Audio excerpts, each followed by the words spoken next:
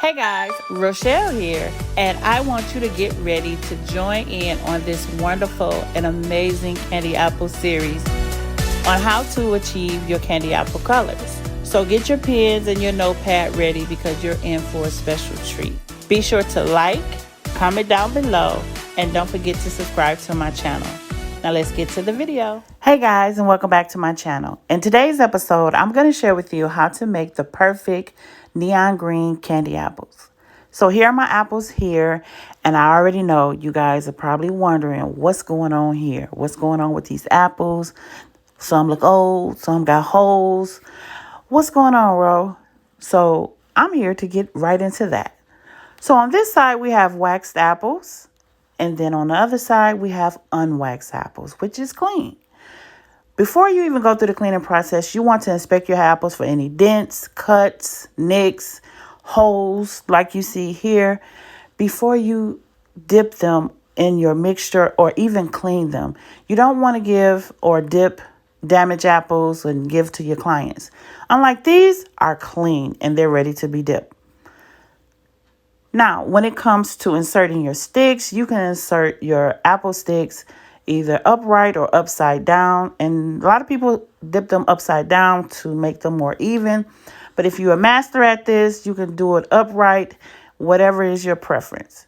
Now, I'm using a 6.5 by 5.0 apple stick, which allows the paper straw to fit over these sticks. When inserting your stick into your apple, you just want to go in just enough where it's going to secure it. And just as you see here, so when you go over your stick with the paper straw, it's still going to force down a little bit, and you want that stick just to go halfway into your apple.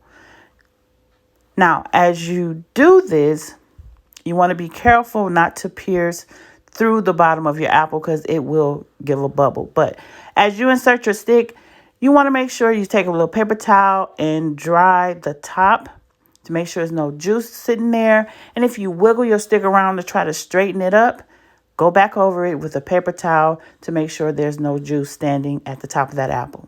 Now let's get into the recipe. I'm using my 411 recipe, 4 cups of sugar, 1 cup of water, 1 cup of light corn syrup. You want to put that in a large or medium-sized pot, and you want to just give that a mix it until everything is incorporated. And then you want to cook over your stove or your cooktop, and you want to cook this on medium-high heat. But before we get into that, let's go over the coloring. I'm using the Chef Master brand Liquid Gel White and Neon Bright Green. I'm measuring out a half teaspoon of the food coloring to a full recipe. Now, I'm doing this to show you guys that you can measure out your food coloring depending on the size of your recipe that you're using. With this particular one, I'm using just a half teaspoon of the green, and then I'm going to go back with a half teaspoon of the liquid gel white. You want to add this to the mix and watch this magic happen. It's going to come out nice and vibrant, and just going to mix that until everything is well incorporated. When it comes to measuring the amount of food coloring in your candy mixture, it's important to know how much you're adding and that you're not adding too much. So whether you measure it out and adding the drops, you should know how much you're adding and not adding too much, because it will seize up your mixture, it will thicken up your mixture and prevent you from dipping your apples. Now you're going to need a candy thermometer, and you want to remove this mix at 300 degrees. Make sure the tip doesn't touch the bottom of the pot. It will give off a false reading, so just stick it right into your mixture.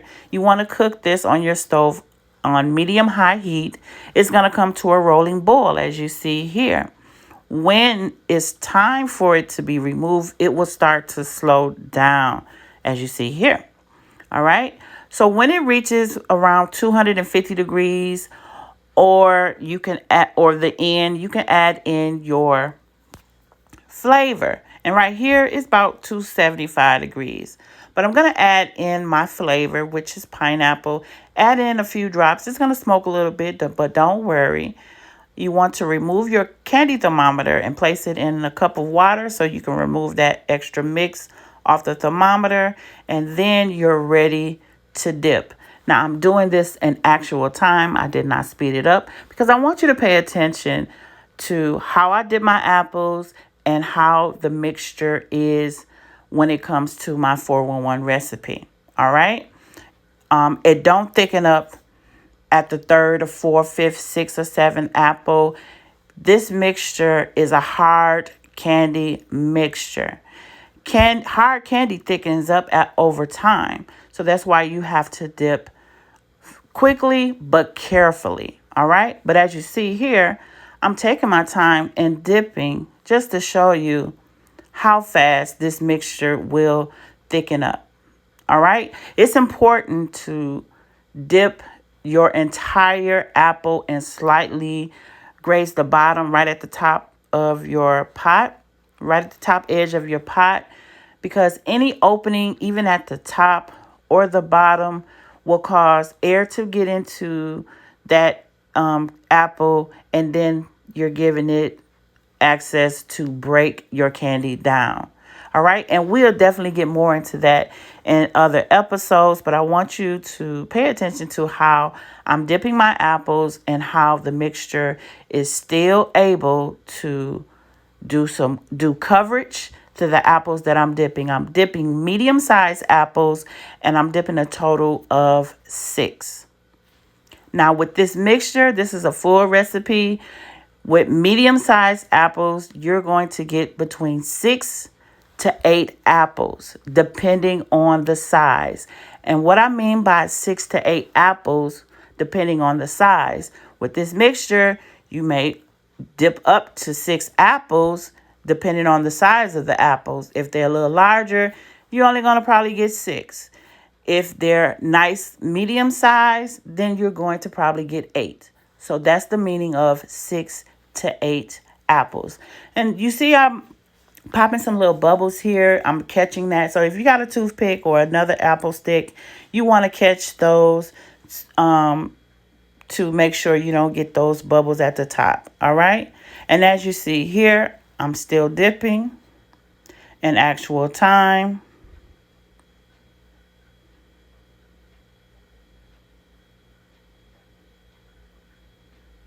And you want to place your apples on a silicone mat. I like to use a silicone mat. It gives me great bottoms, and that all comes with skill and technique. And this is my 6th apple. And I'm using my stick again, catching those bubbles. You just got to be careful because little strings of candy will come from that. So you don't want that on your apples as well. Now, as you see here, I still have mixture in here for about 2 more apples. I've dipped 6. It's still loose and able for me to dip more apples.